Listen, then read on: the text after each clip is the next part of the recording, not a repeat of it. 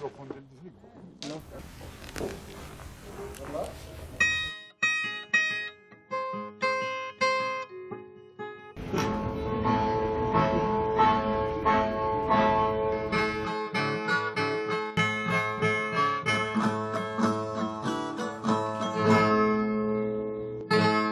Tô pronto.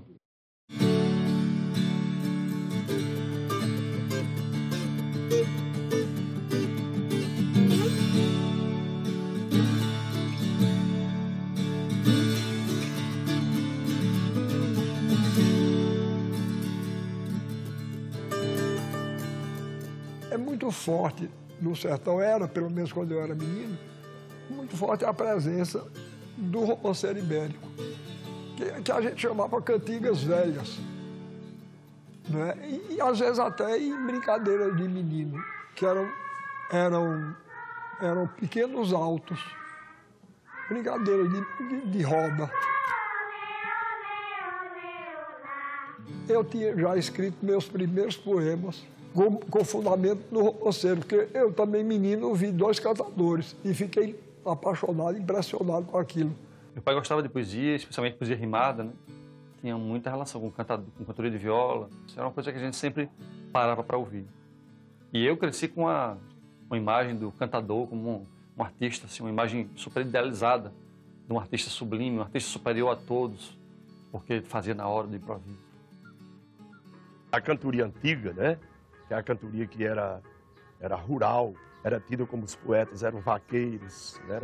Eram agricultores, no meu caso, que eu vim da roça, e outros. Geralmente os poetas vieram da roça, um trabalho mais pesado, que o sofrimento ajudou a inspirar eles.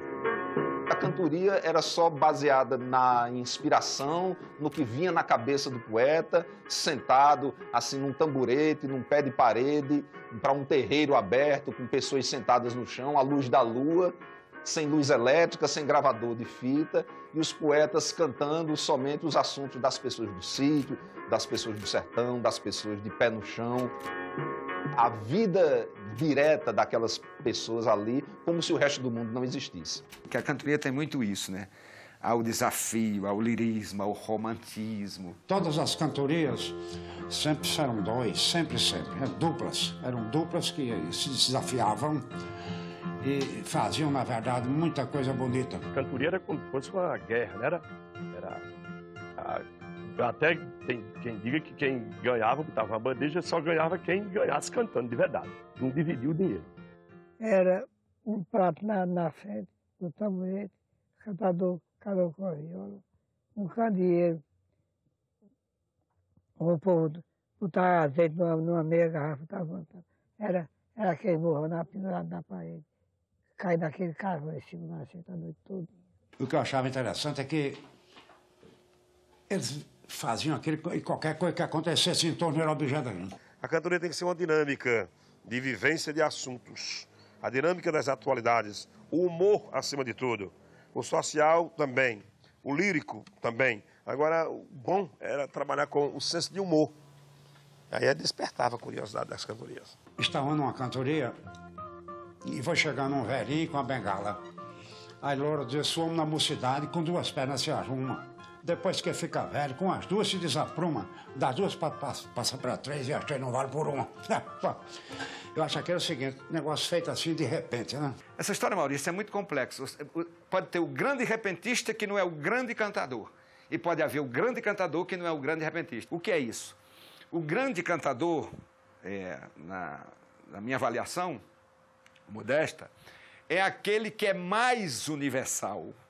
Ele é mais o do ontem, o do hoje e do amanhã.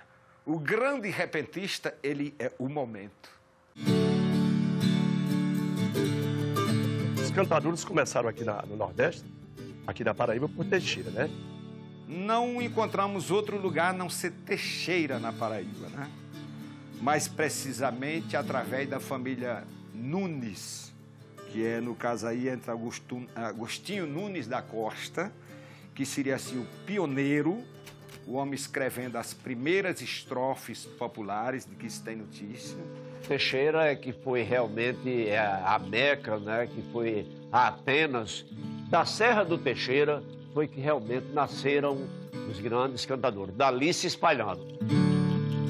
Essa tradição, essa história da Paraíba, essa marca paraibana da cantoria, durou por muito tempo.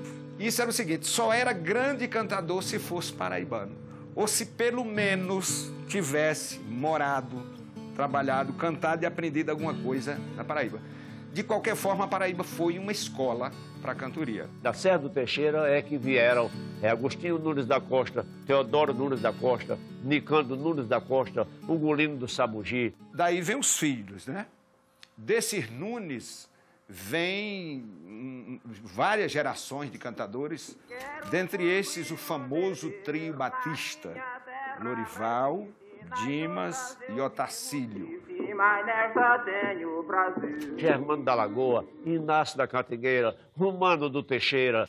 Aqui tem o famoso Inácio da Catingueira, né? Eu mesmo tenho cópia do debate dele todinho, que durou uma noite inteira, com Romano de Teixeira. Romano do Teixeira, era chamar Romano da Mãe d'Água. Foi.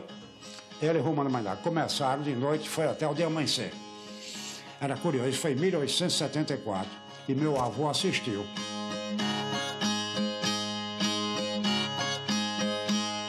Essa terra poética ensolarada, nos anais do viver cotidiano, assisti um Inácio com Romano numa noite por Deus iluminada. A primeira peleja registrada foi no beco da Igreja Conceição. Se o tempo tivesse coração, devolvi o que a dupla lhe cantou. Esse só patuense iluminou os primeiros poetas do sertão.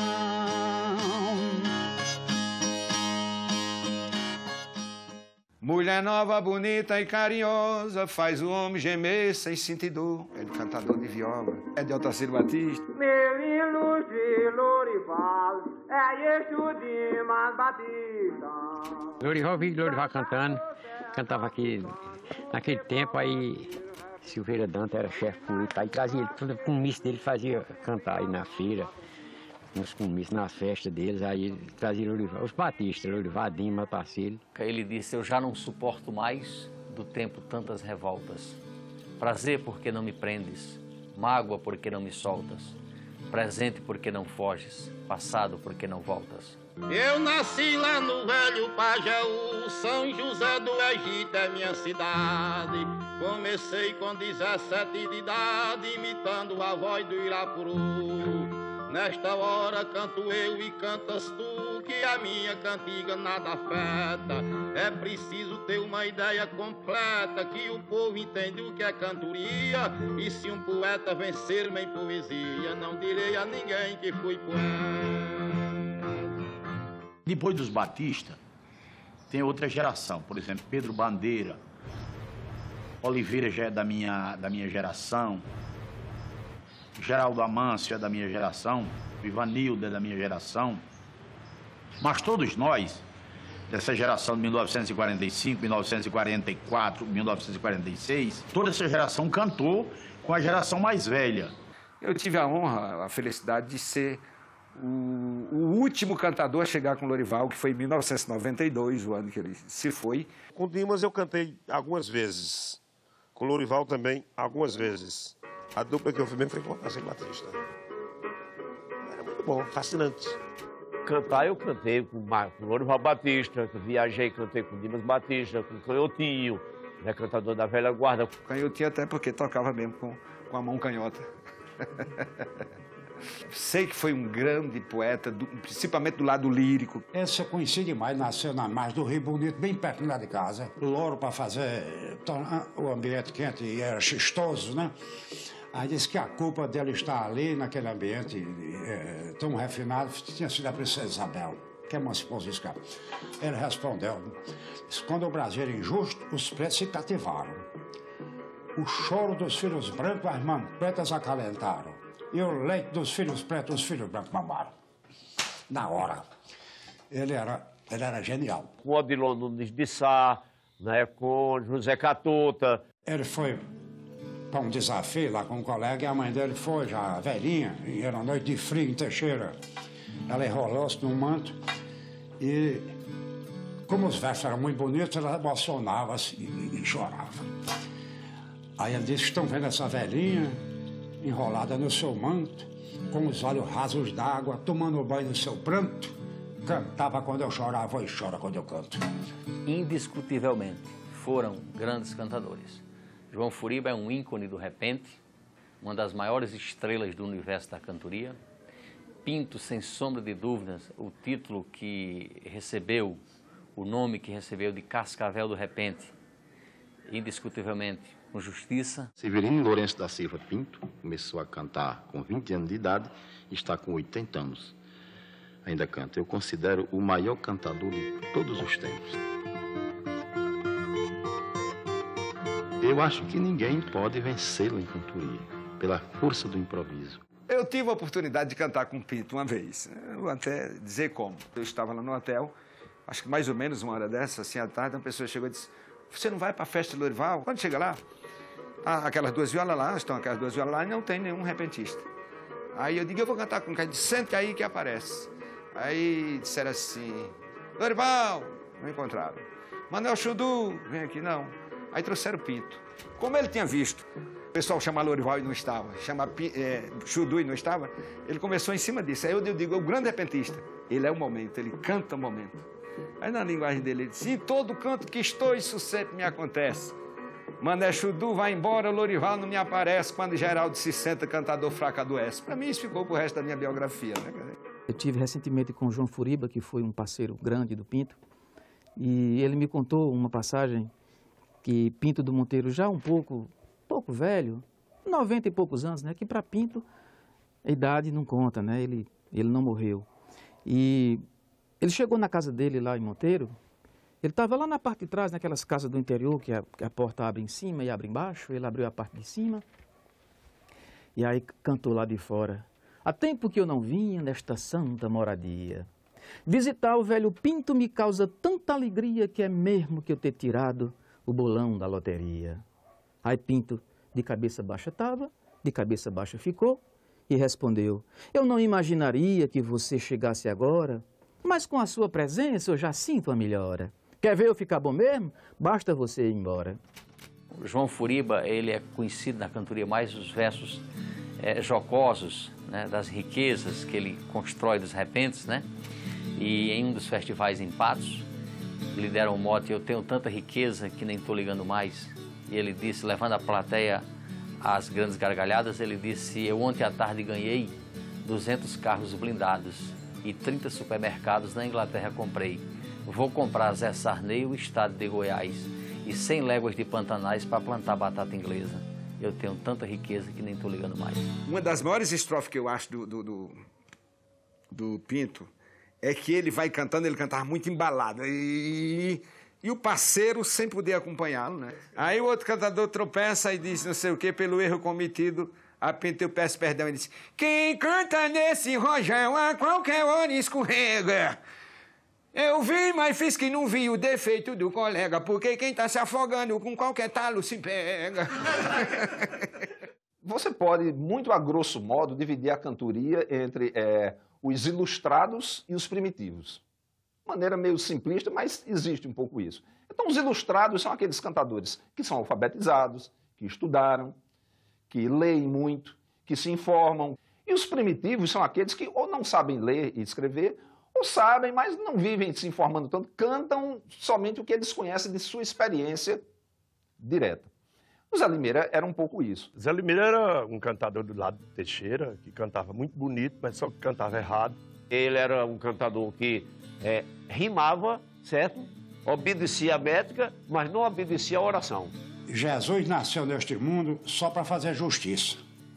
Com 12 anos de idade, discutiu com a doutoriça. Com 4 meses depois, sentou praça da polícia. Até na rima bastava, né? Eu sei que ele já foi cantar no Recife, dentro do Pronto Socorro. O cantor já começou errado. Ganhei 200 mil reais, comprei 200 cachorros, aí fatou rima. Diz: morri o ano passado, mas esse eu não morro. E Zé Limeira cantando numa feira e diz assim: eu estou tocando aqui nessa viola amarela para ver se ganho dinheiro para minha parentela. A doença não é nada, a recaída que é ela. Esse aí era o Zé Limeira original.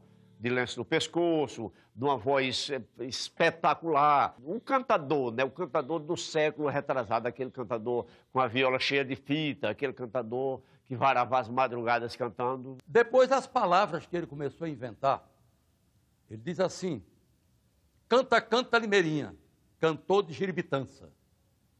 E eu pergunto ao telespectador, sabe o que é giribitança? Nem eu e nem ele. É uma rima que ele queria, rara e ansa. Canta, canta, Limeirinha, cantor de giribitança. História e geografia estão na minha cabeçança. Perdeu-se todo e disse, valendo Nossa Senhora, estão bombardeando a França. E isso realmente é uma delícia para que a gente possa situar esse poeta nordestino e, ao mesmo tempo, totalmente atemporal, totalmente fora de todos os padrões. Você vê que a doidice anda solta. Ela não precisa estar num lugar, ela não precisa que uma academia diga essa doidice pode, essa não pode. Toda doidice pode. E Zé Limeira, eu acho que ele diz isso, diz que o cantador paraibano, nordestino, ele pode inventar, ele pode se reinventar. Isso é um atestado de libertação. Tanto o carisma e o humor e a forma como ele conectava o aparentemente desconexo, ele deve ter tido uma legião de seguidores, assim, um tipo de reconhecimento também muito particular. E deve ter gerado uma memória oral, né? um folclore em torno dele. Eu gosto muito de blues e eu costumo imaginar a figura de Zé Limeira, que não deixou fotografias, meio parecido com Lightning Hopkins, que é um bluesman do Texas, é um negão do rosto comprido assim, da pele bem escura, usava uns óculos pretos, assim, uns óculos Ray-Ban, bem pretos e um chapéu grande assim, e tinha uma voz bem metálica. One more time. Essa coisa de anéis, lenços, chapéu, óculos, tudo isso eu podia ver em Jimi Hendrix. Um herói da guitarra que emocionou todos os jovens, né, a partir ali do final dos anos 60 e tal.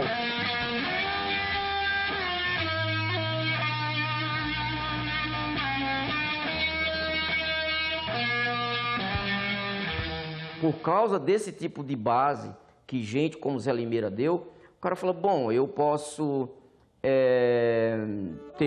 usar um lenço no pescoço, e esse lenço ao mesmo tempo é Emiliano Zapata, né, que é América Latina, ao mesmo tempo Jimi Hendrix, ao mesmo tempo Zé Limeira. Zé Limeira, meu poeta de lamber boca de tacho, com a força do repente jogou a luz do seu facho. O primeiro bombardeio quebrou na ponta no meio, foi o rei do esculacho.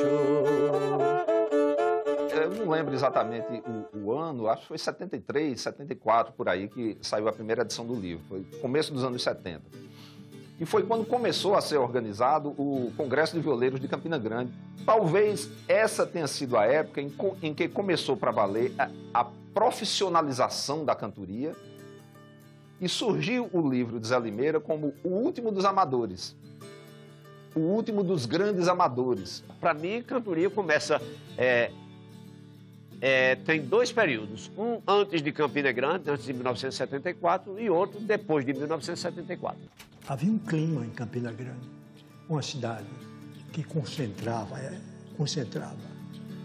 o comércio, a exportação e a compra de todo o algodão que existia na região, que era a riqueza da região. Campina Grande concentrou tudo isso e concentrou o violeiro, e concentrou o folclore, e concentrou a cultura de toda uma região daquele mundo ali. Quando eu cheguei em Campina, ela andava lentamente. Dos primeiros festivais, tangeram a arte pra frente. E hoje em dia, repentista ganha um lugar excelente. Está muito diferente hoje nossa profissão. Antigamente se andava no lombo de um gangão e hoje cantador já anda nas asas do avião. Nos festivais de Campina Grande, a gente chegou ao nível também que tinha uma integração tão grande que até o próprio armorial, o próprio quinteto armorial, nessa época o pessoal todo estudava Antônio Carlos Nóbrega, Edson, Edilson, o pessoal todinho estudava, fazia alguma coisa pela Universidade Federal da Paraíba e chegou a se apresentar no Congresso Nacional de Violeiros de Campina Grande, no Teatro Municipal, junto com os cantadores.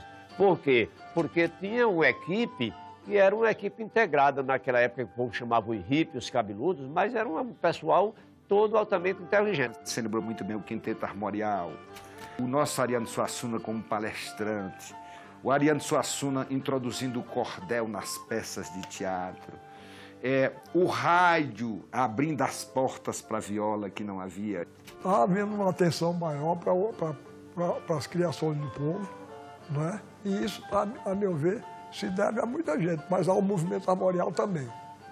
Não é só a ele, mas é a ele também e talvez principalmente. E daí por diante tem tem início um voo, né, que não parou mais.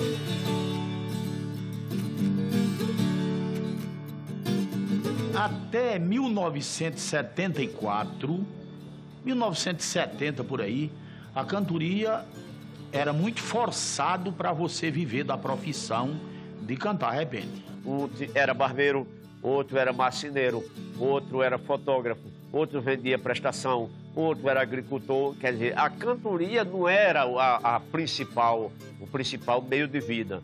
De lá para cá, foi que o mundo foi abrindo os olhos, os sistemas de comunicação, as universidades começaram a levar cantadores para o palco das universidades, dos colégios. O cantador de viola hoje, ele é um homem que ele se atualiza. A cantoria, ela é, por essência, diversificada.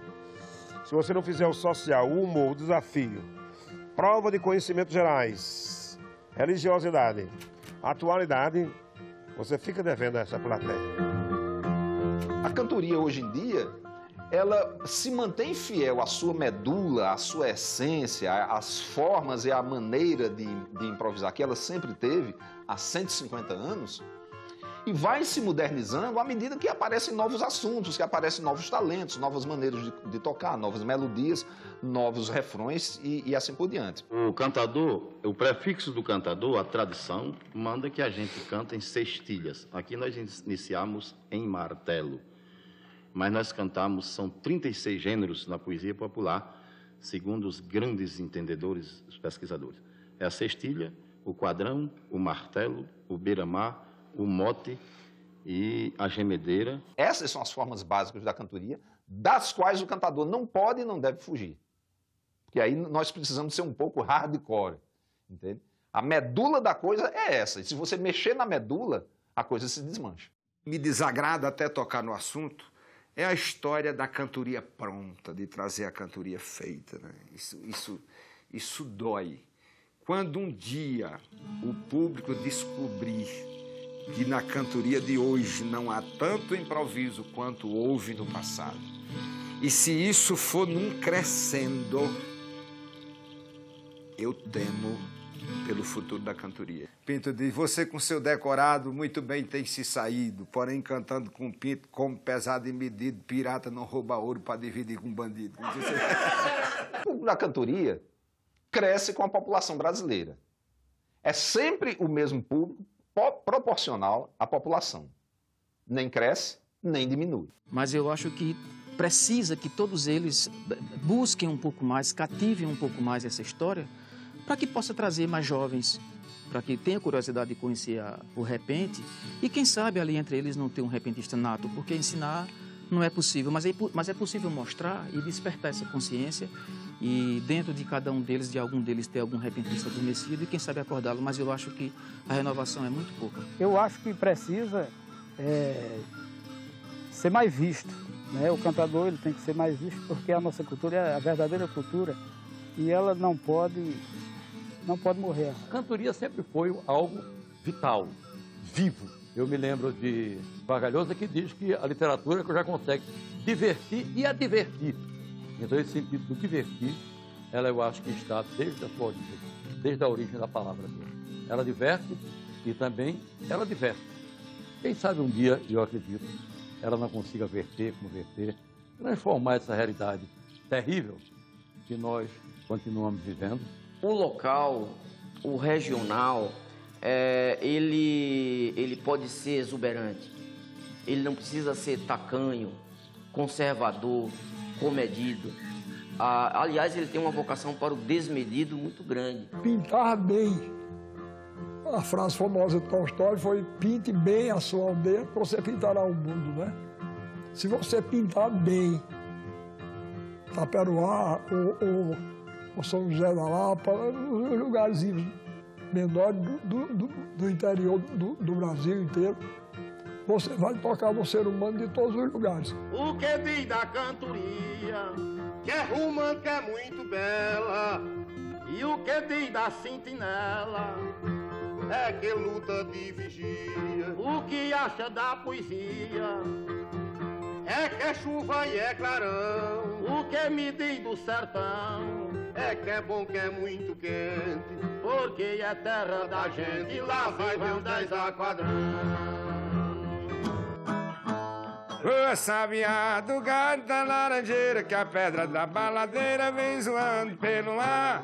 Ô sabiá do gado da laranjeira, que a pedra da baladeira. Temos Maurício, que é quem fez a entrevista, e o poeta repentista no estilo popular. Temos Lorena assistindo o nosso show, se ela nunca cantou, mas agora vai cantar. Ô sabiá do gado da laranjeira, que a pedra da baladeira vem zoando pelo ar. Você é o câmera, pessoa que eu acredito que pra eu sair bonito você tem que caprichar. A nossa câmera sei que nunca me atrasa, pra quando eu mostrar em casa a mulher não estranhar. Vai ô sabiá do gado da laranjeira, que a pedra da baladeira vem zoando pelo ar.